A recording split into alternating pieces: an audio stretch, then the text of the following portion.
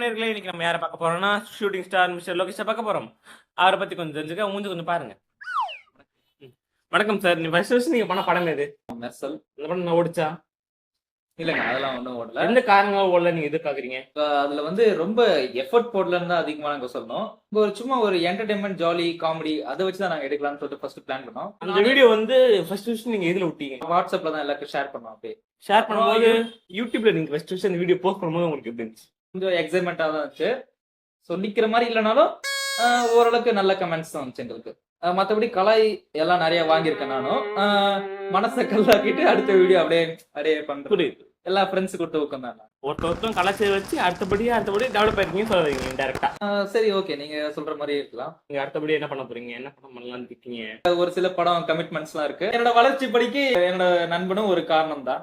இந்த வீடியோவை பத்தி என்ன சொல்றீங்க? இந்த வீடியோ எடிட்டிங் எல்லாத்தையும் டைம் எல்லாத்தையும் கொஞ்சம் அதிகப்படுத்தி உங்களுக்கு கம்பேர் கொடுக்குற அளவுக்கு மைக் செட் இருக்கு, நக்லைட்ஸ் இருக்கு, இது இல்லாம இரும மட்டும் சாணி ஒன்று இருக்கு, அது இல்லாம ஜம்ப் கட்ஸும் இருக்கு. இதெல்லாம் தாண்டி நீங்க வந்து யூடியூப்ல வந்து பெரிய வீடியோ விடுவேன்னு உங்களுக்கு நம்பிக்கை இருக்கா? உங்களுக்கு அதிகமா சப்ஸ்கிரைப் கிடைக்கும் நம்பிக்கை இருக்கா? நீங்க என்ன நினைக்கிறீங்க? அந்த அளவுக்கு நாங்க வருமா இல்லையான்னு தெரியல. ஆனா வாழ்க்கைன்றது வெற்றிக்கும் தோல்விக்கும் இடையில நடக்கிற முயற்சி மட்டும்தான். நீங்க முயற்சி எடுக்கிறீங்க. இப்ப கண்டிப்பாங்க. இப்போ உங்க வீடியோ எத்தனை பேர் நடிக்கிறாங்க?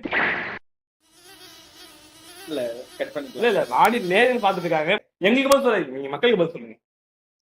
என் கூட கௌதம் தான் இது வரைக்கும் நடிச்சிருக்கான். நான் புதுமுகங்கள் கண்டிப்பா அறிமுகப்படுத்தினேன். உங்க வீடியோல பாத்தீங்கன்னா ஒரே வீடியோ, அந்த வீடியோ 10 படம் முடிச்சிட்டீங்க. வெளில போற பிளான் அதிகமா இருந்துச்சு. உங்களை வந்து வெளியே போய் சொல்லங்க, படம் எடுக்கிறத பத்தி பேசிட்டு இருக்கோம். நாங்க ஆக்சுவலா கிரீன்ஸ் நினைச்சு பண்ணோம். எடிட்டிங் பர்பஸ் நீங்க பண்ண எடிட்டிங்லாம் அப்ப வந்து வேர்ல்ட்ல பெஸ்ட். அப்படி பச்சையா சொல்ல முடியாது, ஒரு யூகமா சொல்லலாம். அந்த மாதிரி சொல்லலாம். ஐயோ அப்படிலாம் இல்லைங்க. என்னங்க நீங்க இப்படி பேசுறீங்க? காலர் வெயிட் பண்றாங்க உங்களுக்காக.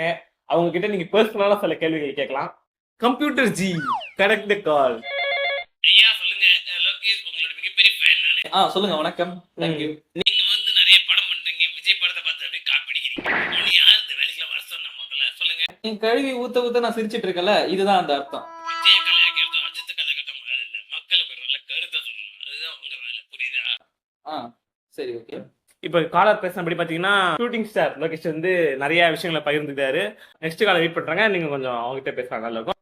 கம்ப்யூட்டர் ஜி, கனெக்ட் தி கால். ஏன்னா உசிலம்பட்டில இருந்து பேசுறேன். உங்க படங்கள்லாம் நான் நிறைய பார்த்துருக்கிறேன். Thank you. பல படங்கள் பண்றீங்க, அதுல நிறைய நடிப்புலாம் இருக்கு. எனக்கு உங்க நடிப்பு ரொம்ப பிடிக்கும். சார் உங்க மனைவி பேர் எல்லாம் கல்யாணம் ஆயிடுச்சு? எனக்கு இன்னும் கல்யாணம் எல்லாம் எதுவும் ஆகல. நீங்க எதுவும் இருக்காதுங்க. பரவாயில்ல. நீங்க அரசியலுக்கு வரீங்களா மாட்டீங்களா சார்? தெரிஞ்சா எப்படி சார் சொல்லுங்க. இல்ல அரசியல் வர ஐடியாலாம் இப்ப இல்ல. நல்லதுன்னா அரசியலுக்கு இல்லாம நான் பண்ணுவேன் கண்டிப்பா. சரி, ஓகே. நீங்க ரொம்ப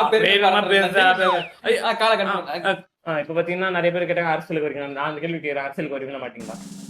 அரசியலுக்கு வரதுக்குலாம் எனக்கு சுத்தமா ஐடியா இல்லைங்க. இப்ப நடிச்சு நல்ல ஒரு நடிப்புக்கு அரசியலுக்காக தான் நடிப்புக்க வரேன்னு சொல்றாங்க. நீங்க என்னன்னா? இல்ல, நான் அந்த நோக்கத்தோட நான் இந்த நடிப்புக்கும் வரல. நடிப்பு துறை பிடிக்கிறதுக்கு என்ன காரணமா இருந்துச்சு?